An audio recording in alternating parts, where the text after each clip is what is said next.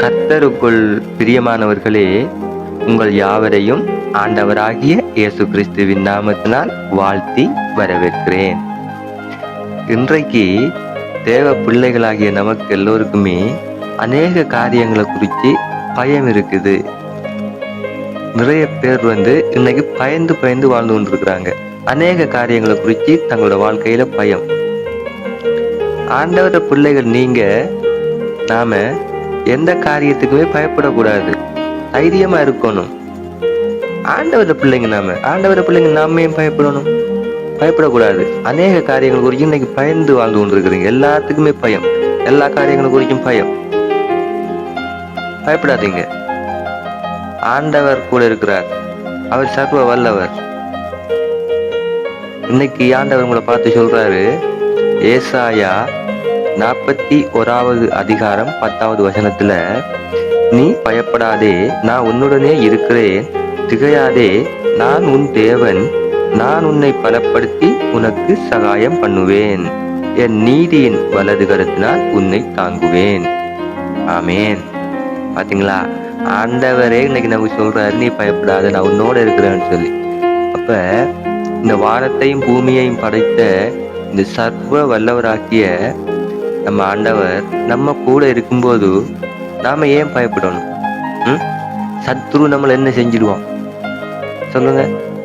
அநேக காரியங்கள் குறித்து இந்த பயந்து வாழ்ந்து கொண்டு இருக்கிறீங்க. நீங்க போராடுறதுக்கு பயம். ஒரு பிரச்சனை வந்தா அதை எப்படி சந்திக்கிறது, அதை எப்படி எதிர்நோக்குறது, இதை குறிச்சு பயம். சில மனுஷர்களை பார்த்தா பயம், பேசுறதுக்கு பயம்.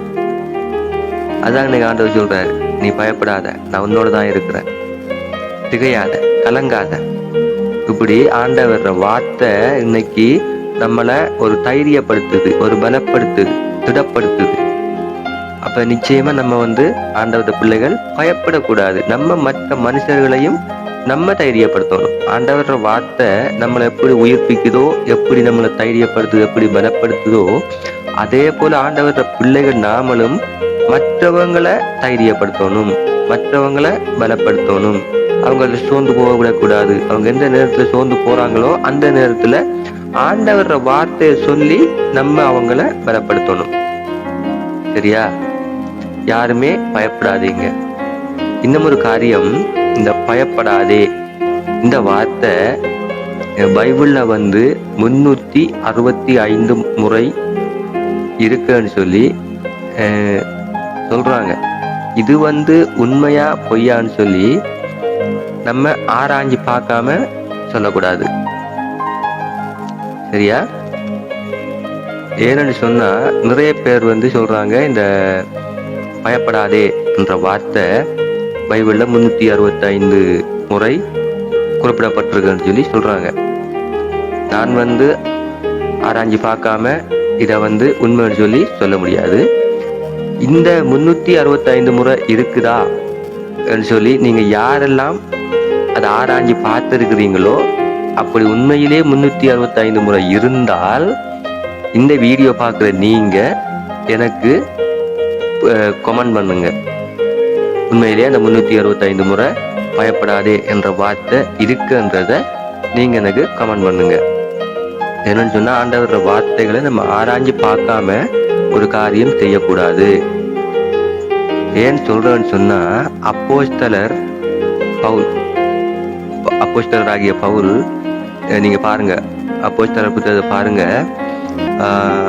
அதாவது அப்போஸ்தலர் 17வது அதிகாரம் 11வது வசனம், அந்த பட்டணத்தார் மனோவாஞ்சையாய் வசனத்தை ஏற்றுக்கொண்டு காரியங்கள் இப்படி இருக்கிறதா என்று தினந்தோறும் தேவ வாக்கியங்களை ஆராய்ந்து பார்த்ததினால் தெசலோனிக்கேயில் உள்ளவர்களை பார்க்கிலும் நற்குணசாலிகளாய் இருந்தார்கள். ஆமேன். அப்ப என்னன்னு சொன்னா, இந்த பவுல் சொன்ன வசனங்கள், வார்த்தைகள் எல்லாம் உண்மையான்னு சொல்லி அவங்க ஆராய்ஞ்சு பார்த்துருக்குறாங்க அன்னைக்கு. சரியா? அதனால இன்னைக்கு நாமளும் ஆண்டவர வசனங்கள், வார்த்தைகள் ஆராய்ஞ்சு பார்க்கணும். நாம இன்னைக்கு இந்த நான் பேசுறத ஒரு சிலர் ஏற்றுக்கொள்வாங்க, ஒரு சிலர் ஏற்றுக்கொள்ள மாட்டாங்க. அத போலதான் ஆராய்ஞ்சு பார்க்கணும். நம்ம எவனோ ஒருத்தன் 365 தடவை இருக்குன்னு சொல்லியிருக்கிறான். அதை இன்னைக்கு எல்லாருமே ஏற்றுக்கொண்டு நம்பிட்டு இதுதான் உண்மைன்னு சொல்லிட்டு இருக்கிறீங்க. ஆனா யாருமே இதை ஆராய்ஞ்சு பார்த்ததில்லை. ஆராய்ஞ்சு பாருங்க. இன்னைக்கு நீங்க உங்களோட பைபிள்ல இந்த 365 முறை உண்மையிலேயே நீ பயப்படாதே என்ற இந்த வார்த்தை இருக்குதான்னு சொல்லி ஆராய்ஞ்சு பாருங்க. ஆண்டவர வார்த்தைகள் நம்ம ஆராய்ஞ்சு பார்க்கணும். ஒவ்வொரு வார்த்தைகளையும் நம்ம ஆராய்ஞ்சு பார்க்கணும். அடுத்தவன் சொல்றான்னு சொல்லி அதை நம்பிட்டு இருக்காம நீங்க ஆராய்ஞ்சு பாருங்க. உண்மையா சொல்லி நீங்க ஆராய்ஞ்சு பாருங்க. ஆராய்ஞ்சு பார்த்துட்டு நீங்க சொல்லுங்க, எனக்கு சொல்லுங்க. இந்த வீடியோ பார்க்குறவங்க உண்மையிலேயே 365 முறை தான் இருக்குன்னு சொல்லி சொன்னா ஓகே, அதை ஏற்றுக்கொள்ளலாம். ஆனா யாரோ ஒருத்தர் சொல்றான்னு சொல்லி நீங்க வேதத்தை தியானிக்காம, வேதத்தை வாசிக்காம, அந்த அவங்க சொல்றத யாருமே நம்பாதீங்க. ஆண்டவர வார்த்தைகள் ஜீவன் உள்ளது, உண்மை உள்ளது. ஆராய்ஞ்சு பாருங்க. ஆராய்ஞ்சு பார்ப்பீங்களா இருந்தா நிச்சயமா அதனுடைய உண்மை என்னன்றது விளங்கும். நிச்சயமாக கர்த்தர் உங்களை ஆசீர்வதிப்பார், உங்களை பலப்படுத்துவார், உங்களை திடப்படுத்துவார். பயப்படாதீங்க. பயந்து போய் இருக்கிறவங்க எல்லாருமே நம்பிக்கையோடுங்க, தைரியமா இருங்க, பயப்படாதீங்க. ஆண்டவரோட வார்த்தைகள் சொல்லுது பயப்படாதே சொல்லி. இந்த 365 முறை இருக்குதான்னு எனக்கு தெரியாது, நான் ஆராய்ஞ்சு பார்க்கல. நீங்க ஆராய்ஞ்சு பார்த்தவங்க யாராச்சும் இருந்தா எனக்கு கமெண்ட் பண்ணுங்க.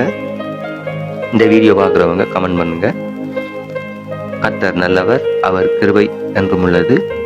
ஆமென். கர்த்தர் உங்களை ஆசீர்வதிப்பார்.